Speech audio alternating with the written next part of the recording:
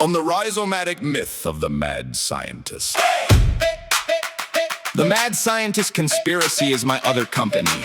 It stands next to Outlaw Creative Zero Friction Machine Company and the Twain Lakes Company. I asked myself, what if I could somehow convince all the other conspiracy groups that there is a singular and higher conspiracy above and beyond all the various so-called secret societies? Illuminati, Trilateral Commission, Rosicrucians, Knights Templar, the Freemasons, Skull and Bones, the Hashashin, and so on. Such that these various groups get together and ask themselves and each other, are we missing something? Because it seems there is another controlling enterprise. Yes! The Mad Scientist Conspiracy, which technically doesn't work because mad scientists don't work together. Only alone, on the other hand, only a group of mad scientists could pull off what these groups are seeing.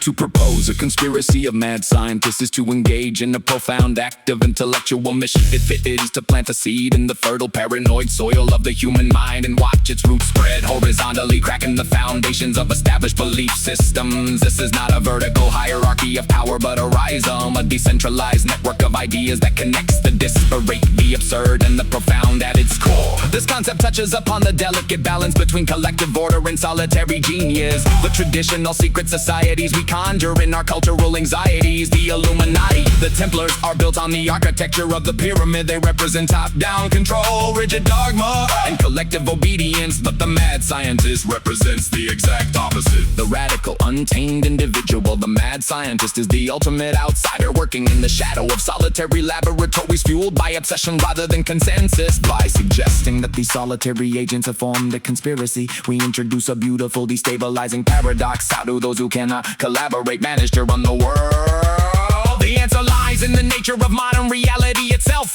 which increasingly resembles a patchwork of brilliant, disconnected breakthroughs and unforeseen consequences. We live in a world shaped not by a singular Kabbalistic plan, but by the collision of isolated geniuses pushing the boundaries of technology, art, and philosophy. The conspiracy is an emergent property of their collective isolation. It is a system without a sender, a machine with no single operator, yet it functions with a terrifying, uncanny synchronicity.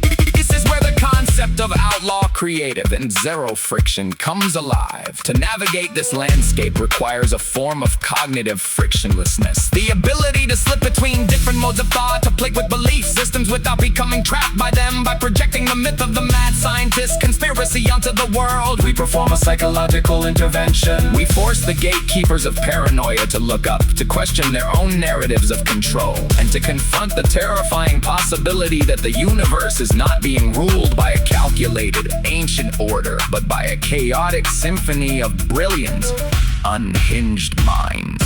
Ultimately, the human psyche prefers the comfort of a villain to the cold reality of entropy. We would rather believe in a secret committee of puppet masters than accept that our destiny is being shaped by solitary dreamers working in the dark. The mad scientist conspiracy is a mirror held up to this desire. It suggests that if there is a higher power directing our world, it is not a council of politicians, but a loose, impossible alliance of creators, each mad in their own right, each building a piece of a puzzle they themselves do not fully understand.